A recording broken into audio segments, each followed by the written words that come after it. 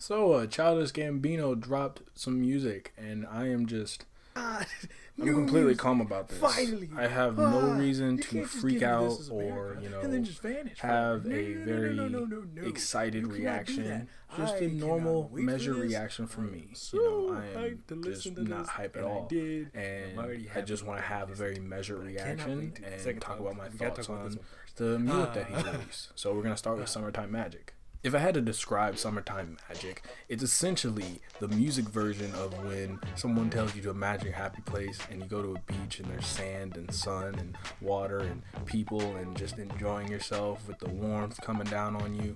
That is the definition of Summertime Magic.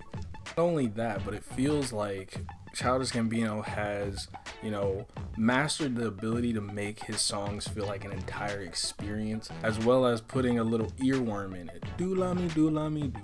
Do la me, do la me, do. Now, it wasn't that Childish Gambino couldn't do earworms, and he's had a few. I just think, someone like Brockhampton has more of a grasp on how to make an earworm, while Childish Gambino more worries about making the entire song feel like an experience and feel like there's so many layers to what he makes that it's an enjoyable experience for how he does it. Throughout this song, I felt as though the length was longer than I expected. Like, it's 3 minutes, but it feels like a feature film length almost, and just listening to it. And that's not a bad thing. There are good times where something feels longer than it should be, and there are bad times where something's longer than it should be.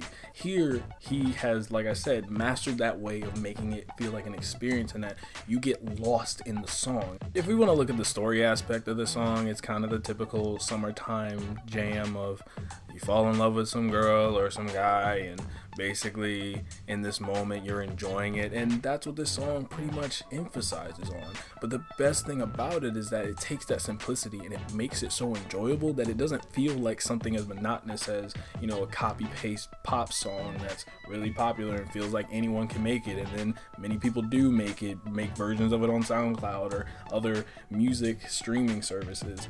And so with this song, it feels like it's impossible to copy. Obviously with Childish Gambino / Donald Glover, there's a lot of influences that he has and a lot of contemporaries he takes from, but he is able to make his own thing, and that is the most beautiful thing when you are able to creatively make your own foundation to a point where people are starting to copy you. It just harkens back to In Candler Row when he said, in a few years, people are going to have to talk about how I birthed a couple careers. And I really appreciate his attention to detail and his effectiveness in making a summertime song that feels like you could definitely play it in the middle of winter if you wanted to be sad in the winter, or if you want to be sad in the fall, or if you just want to feel good.